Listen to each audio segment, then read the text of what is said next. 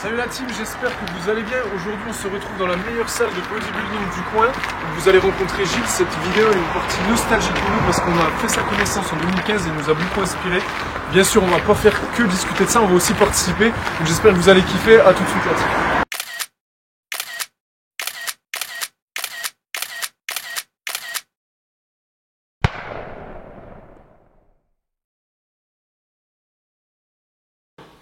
And action. Salut la team, j'espère que vous allez bien. Aujourd'hui on se retrouve dans le temple de la région du 25, donc vers chez nous, en présence de Gilles qui va prendre le temps un petit peu de se présenter. On change un petit peu de notre cadre conventionnel. J'espère que tu vas bien, que tu es en pleine forme. Écoute, en pleine forme, ravi de vous accueillir. Eh ben vraiment nous aussi, c'est un vrai plaisir de pouvoir partager ensemble. Donc est-ce que déjà pour remettre le contexte, tu peux te présenter un petit peu, parler un petit peu de toi simplement et puis, Oui, bon, on va faire ça très rapidement. Gilles, bientôt 50 ans. Donc gérant et propriétaire du Genome Cap, hein. Encore une fois ravi de vous accueillir. Voilà, je suis un peu dans le milieu, on va dire, je m'entraîne depuis 33 ans.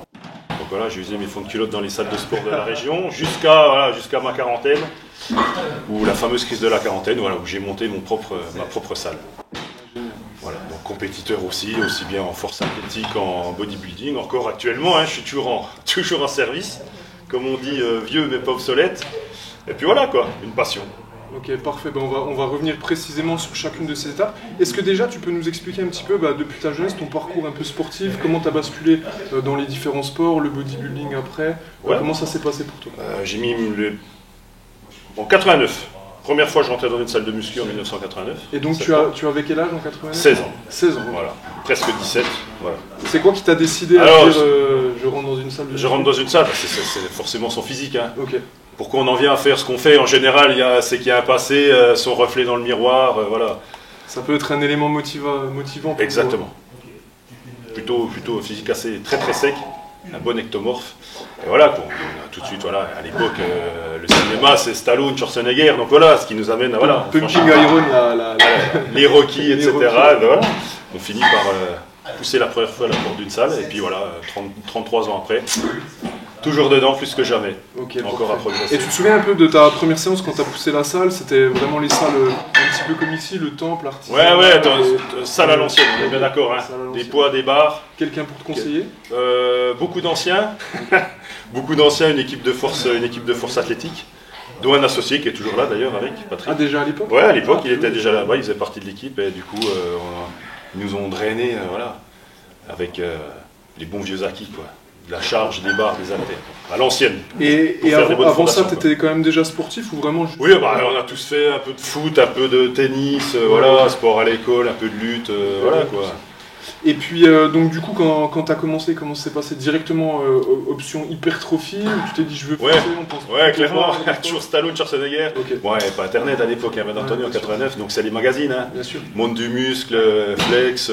Flex, la base. Voilà, les bases. On mettra quelques photos, vous allez kiffer. Voilà, les bons vieux magazines, quoi, à l'ancienne. Les bouquins, René même, etc. Quoi. Tout dans les bouquins. Ouais. Et puis après, donc du coup, voilà, tu as commencé à progresser, c'était un loisir. À quel moment tu t'es dit maintenant, les gars, let's go, je vais faire de la compète? Donc du coup, alors à l'époque, ce qui se faisait beaucoup, on appelait ça les 100 kg. Donc charger une barre à 100 kg, il fallait faire un maximum de répétitions. Okay. Ça se faisait beaucoup à l'époque. D'accord. On a à droite, à gauche, en Suisse. Donc au bench, au bench, ouais, développé couché, ouais. Développé couché, et un max de rep.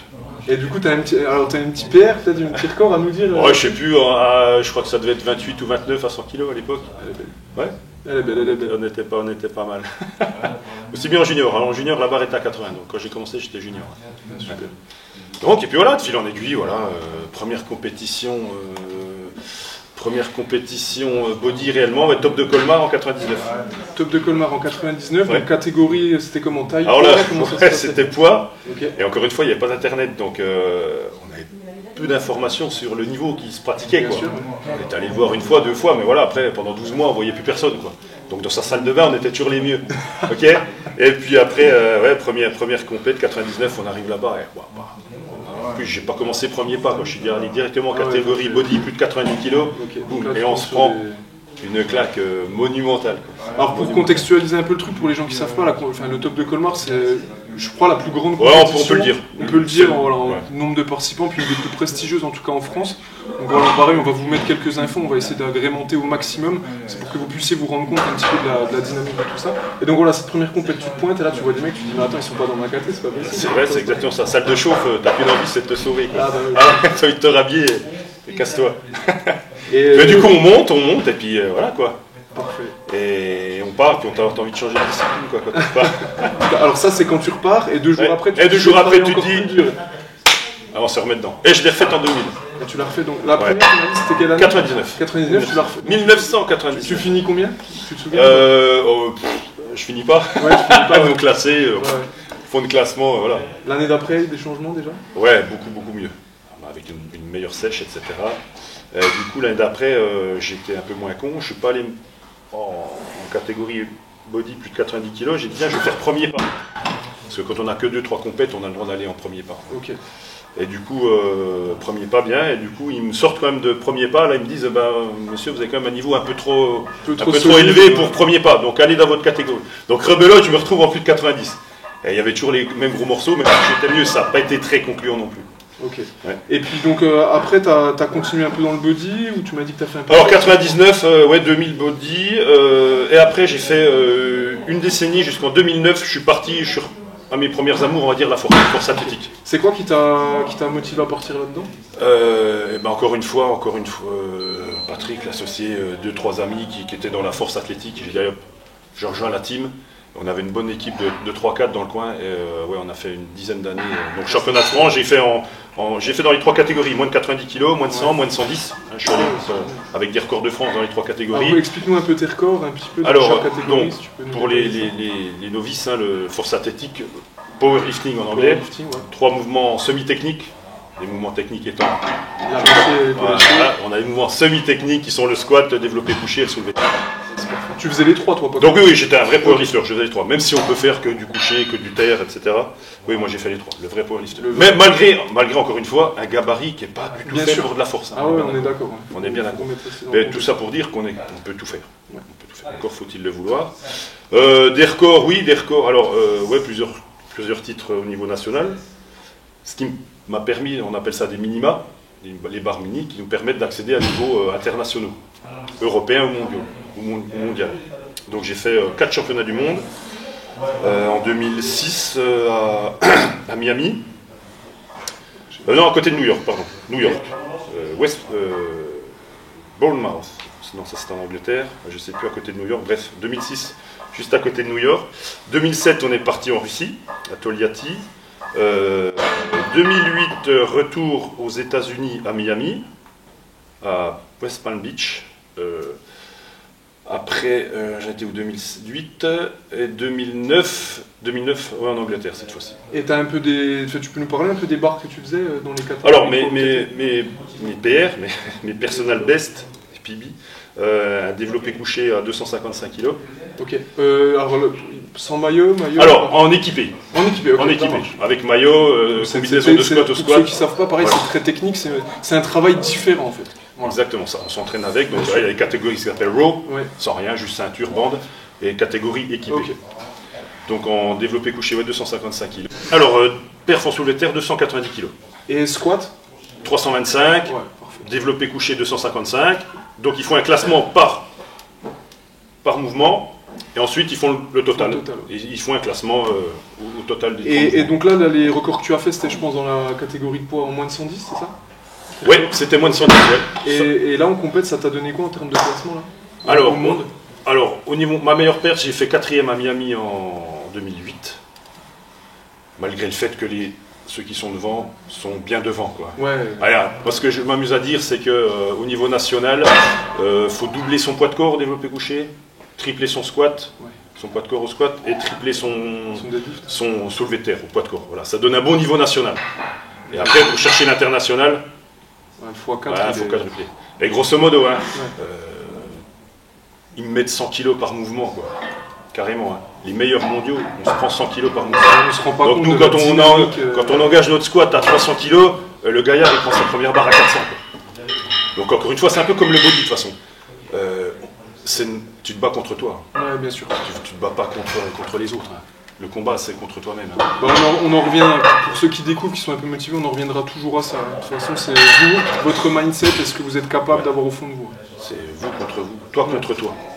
Devant ton assiette, devant ta séance. T'as fait ça donc une dizaine d'années? Ouais, une dizaine d'années. Ok, et après, donc retour au body. T'as pas eu de blessure pendant ta période force athlétique? Non, ça a été, mais j'ai arrêté à cause de ça, quoi. Ok. J'ai commencé à tirer les articulations au niveau des tendons, ouais, on sent que. Bien sûr. Ça envoie, quoi. La charge, le stress mécanique. Voilà, le stress mécanique et nerveux, quoi. Les deux beaucoup de facteurs nerveux, donc une grosse fatigue.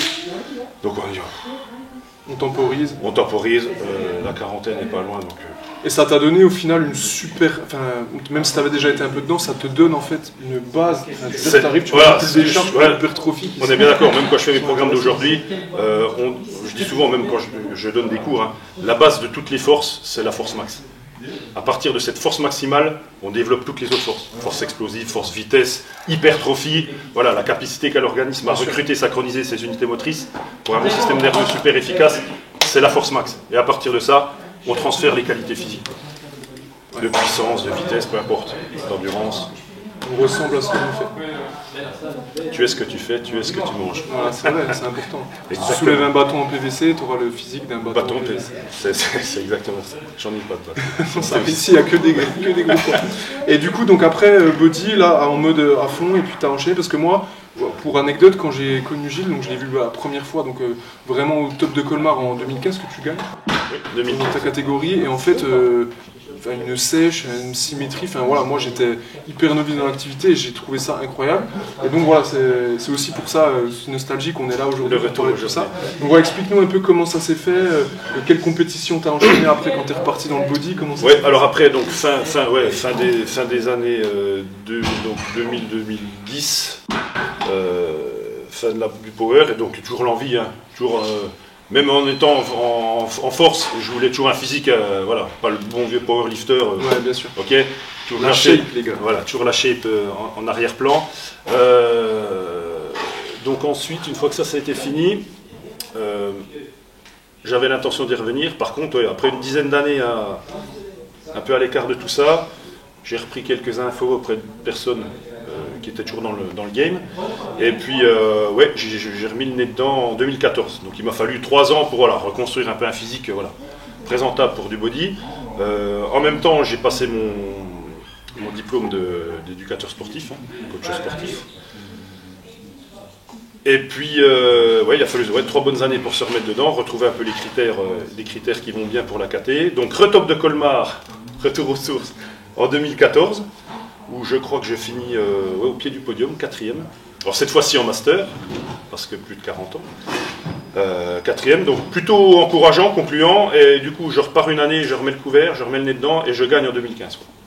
Et là, c'est quoi qui a fait la différence entre 2014 et 2015? Qu'est-ce que tu as changé en fait pour arriver c'est encore comme je dis souvent, le diable est dans les détails, c'est la petite sèche, le petit manque de viande à droite, à gauche qui n'allait pas pour retrouver une ligne un peu haut-bas, que ça soit cohérent, droite-gauche, au-bas, voilà.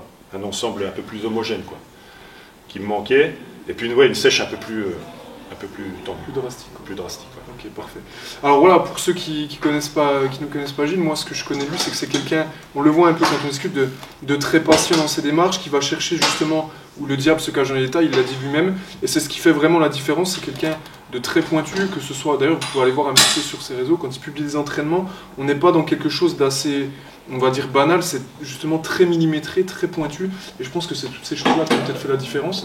Est-ce que tu as modifié du coup tous tes entraînements aussi, ou c'est vraiment plutôt sur la sèche Oui, il y a tout l'entraînement, et du coup je me suis auto-coaché pendant on va dire 32 ans. Il n'y a vraiment que depuis 2 ans où j'ai pris un coach. Donc là, tu as quelqu'un en fait? Là, j'ai quelqu'un, ouais, parce que du coup, avec la salle, tu es diplômé, tu as appris, tu as des bonnes notions de physiologie, d'anatomie, qui t'ont permis de comprendre ce que tu as fait par le passé, pourquoi ça a marché, pourquoi ça n'a pas marché. Et du coup, après, tu t'occupes des gens. Tu t'occupes des gens, ils te demandent des programmes, donc tu fais des programmes, des diètes, etc. Évidemment, tu t'occupes plus de toi. Tu passes en dernier, et là, tu te dis, je vais payer quelqu'un qui va me suivre. Ouais, c'est clair.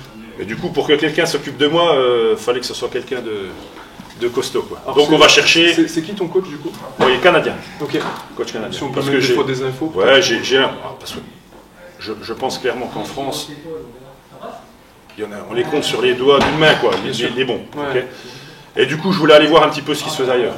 Et satisfait du coup de super satisfait. Okay. Parce que même à bientôt 50 ans, je progresse encore. J'ai jamais eu un physique comme je l'ai eu. J'ai fait une PC l'année dernière. On va mettre un max de clichés. Hein. Ouais. Donc pour info, c'est Stéphane Aubé, le Canadien. C'est Hungry for Victory. Donc ouais, un très bon coach. Très bon coach. Et donc je suis au doigt à l'œil. Diète, entraînement. Comme ça, moi, je suis sur des rails. Parfait. C'est important quand on arrive à un certain niveau d'être capable en fait d'avoir quelqu'un qui vous suit pour sortir un peu de sa zone de confort, pour être capable d'avoir un regard extérieur sur ok, tu as réussi à accomplir tout ça, maintenant je vais aller toucher ça, je pense que c'est ça qui va permettre, et puis il faut s'entourer vraiment des meilleures personnes possibles. On est bien d'accord. Donc ça c'est important. Donc on a déjà un petit peu un cadre, on sait un petit peu, voilà, vous en savez plus sur le bonhomme comme on dit. Qu'est-ce que tu donnerais comme conseil par exemple à quelqu'un qui veut se lancer, pour commencer par exemple le culturisme, le bodybuilding, qu'est-ce que tu conseillerais? On parlait de s'entourer, il faut un coach. Okay. Si possible, diplômé. On est d'accord? Parce qu'à l'ère des réseaux sociaux, des coachs, on a fait une compète, on a le six-pack, je suis coach sportif. Ouais. Okay. Ça, donc à vous de voir.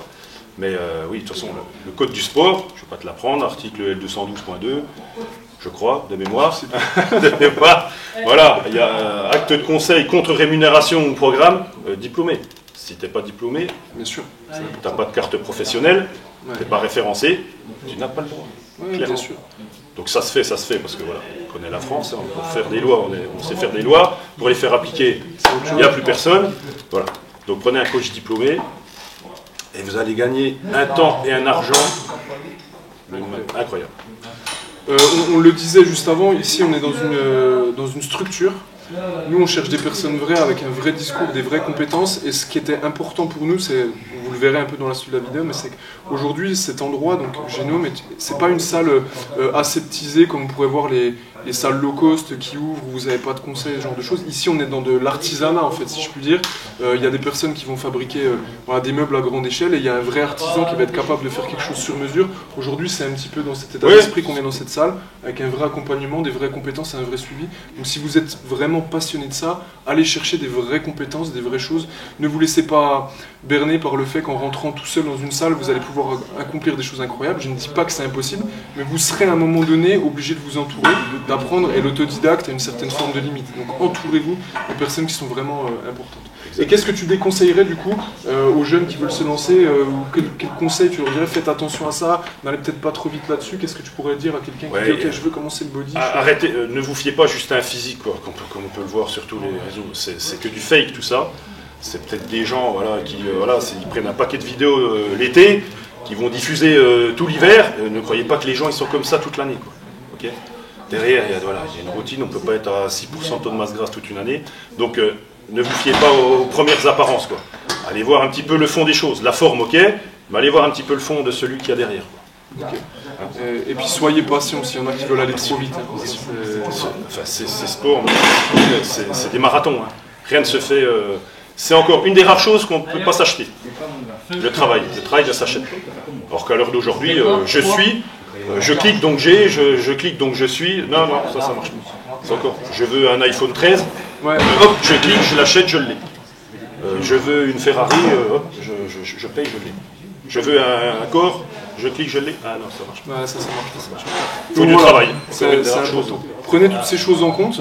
Donc là, on a vraiment déjà quelques conseils là-dessus. On va juste faire une petite partie pour qu'est-ce qui a été le déclic pour toi au niveau professionnel, pour te dire ok, maintenant j'ai fait le tour du game, je suis toujours autant passionné et je lance mon business. C'est quoi qui a été le petit déclic pour toi? Alors peut-être cette fameuse crise de la quarantaine. Ok, on en parlait juste. Peut-être, exactement.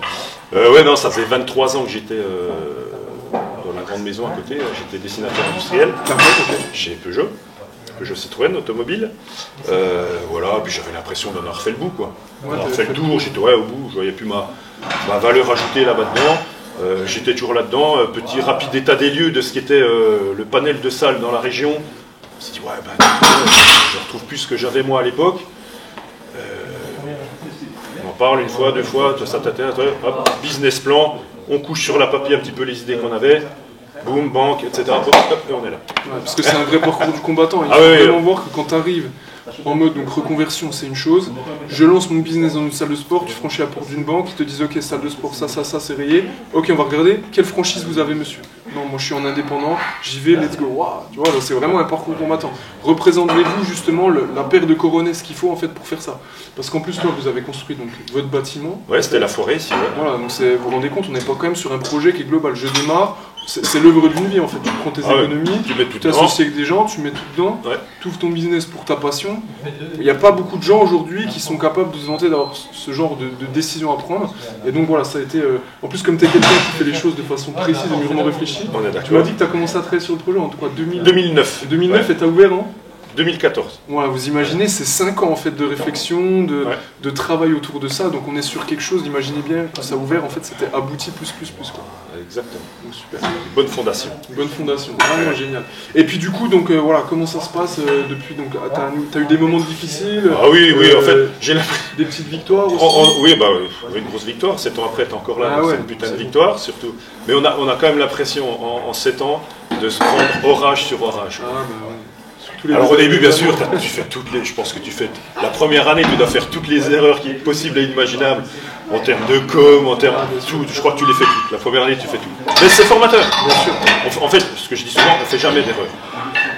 C'est de l'expérience. C'est de l'expérience. Alors si tu es con, tu continues à les faire, mais si tu réfléchis un tant soit peu, tu la fais plus et tu progresses et tu t'améliores. 7 ans après, on est toujours là. Malgré les ouragans, enfin le dernier ouragan, là, Covid. Mais voilà, c'est sûr. On est toujours là. On se bat, super. Et comme je dis, voilà, petit souci, grand souci. Ok, super. Tu suis un peu des gens, tu as des programmes, tu prends aussi des gens en extérieur qui sont en prépa, comment tu fonctionnes? Alors je me suis, vu qu'on est 3 coachs ici, je me suis un peu spécialisé compète du coup, je délègue un petit peu, parce que je faisais depuis 7 ans, je prenais tout niveau, tous objectifs, peu importe, tout. On est capable, quand on est formé, on est capable de tout prendre, pathologie, pas de pathologie, peu importe. On sait tout prendre en charge. Maintenant, je me focalise un petit peu plus compétition. En tout cas, niveau un peu au-dessus. Ouais. Super. Et donc, je prends quelques extérieurs, mais que je connais. Voilà, d'accord. Parce qu'encore une fois, le diable est dans les détails. Oui. Donc un tempo d'exécution en 0,3,0,1, c'est pas 4 secondes. Oui, bien sûr. Donc après, je propose, on partagera aussi ces informations-là, parce qu'il y a des gens qui veulent par exemple rentrer en contact avec toi, ou c'est important si vous voulez un suivi d'une qualité, on va dire, les amis, je répète, artisanale, on va mettre vraiment tout ça en suivi, et puis après, vous contacterez, et si vous avez envie, c'est lui qui jugera si vous êtes à même de rentrer dans le temple. C'est pas juste tu prends une prestation et tu me prends, c'est en fait, est-ce que tu vas être l'élu pour rentrer dans ce que je te propose? C'est un peu ça. Voilà. Et là, on est sûr qu'il y a un ligne d'eau entre le coach et l'élève qui soit cohérent. Exactement. Non, mais génial, franchement super. Est-ce que tu as un petit peu une anecdote, quelque chose à nous partager avant qu'on aille s'entraîner et prendre cher? Ouais, on en parlait en préambule avant de commencer. On a vu que le Covid nous avait un peu tous séchés presque sur place. Mais on s'aperçoit que certes la clientèle est un peu désertée, mais par contre celle qui reste est très friande justement de coaching. Ça fréquente plus sérieusement, et ça demande du coaching. Donc on est un peu, en coaching on est submergé. Submergé. Aussi bien coaching séance que conseil alimentaire. Ouais, les gens ils sont bien dedans.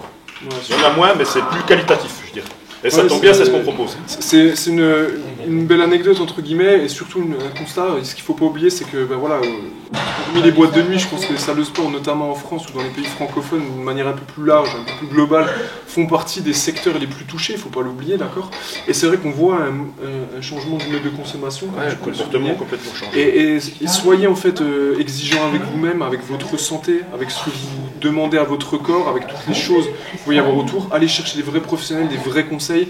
Et c'est pour ça aussi, ce qu'il ne faut pas oublier, c'est que des personnes comme toi, des personnes comme nous qui avons tendance à faire, comme on le répète, de l'artisanat, on a pu plus facilement survivre, même si c'était une période très difficile, que certains Global Gym. Donc voilà, allez chercher des vrais conseils, faites attention à votre santé, et on l'a prouvé. On ne te dit pas que notre santé t'empêchera de mourir du Covid, mais on annonce juste des faits, des choses simples. On te dit que si demain tu n'as jamais fait de sport et que ta jambe elle est cassée, tu vas peut-être mettre 2-3 mois à te remettre, alors que si tu es sportif, que tu as une certaine masse musculaire, une certaine habitude, ta jambe elle est cassée, peut-être qu'au bout de 3-4 semaines, il va se passer des choses un peu plus précises. Donc on ne fait pas, si on n'a pas dit, mais la santé, elle est vraiment importante. Donc entourez-vous de gens et de personnes qui peuvent vous aider, et n'ayez pas peur de consommer pour votre santé. C'est quand même plus cool que d'acheter le dernier iPhone 13 par exemple. On est bien d'accord.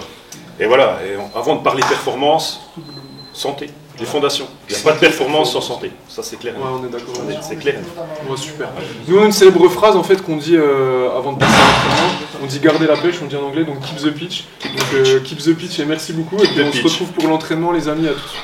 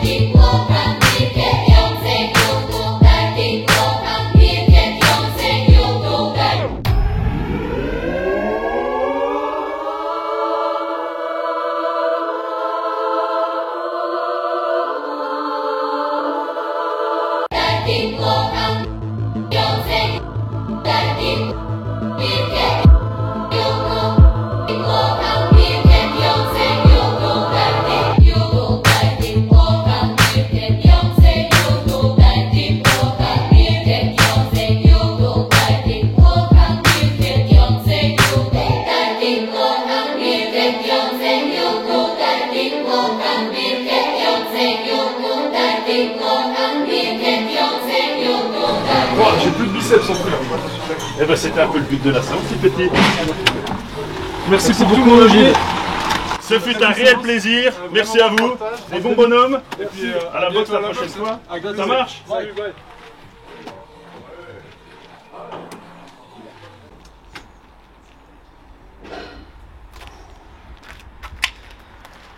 On espère vraiment que la vidéo vous a plu. On essaie de vous emmener dans des endroits authentiques avec des gens authentiques, d'accord? C'est pas forcément les plus visibles sur les réseaux sociaux, mais c'est des personnes qui ont une vraie expérience. On espère sincèrement que ça vous a inspiré. Et en attendant, n'oubliez pas de vous abonner, d'activer la cloche, c'est hyper important pour nous. Et puis on a une célèbre phrase pour terminer. Keep the pitch, les amis, et à bientôt.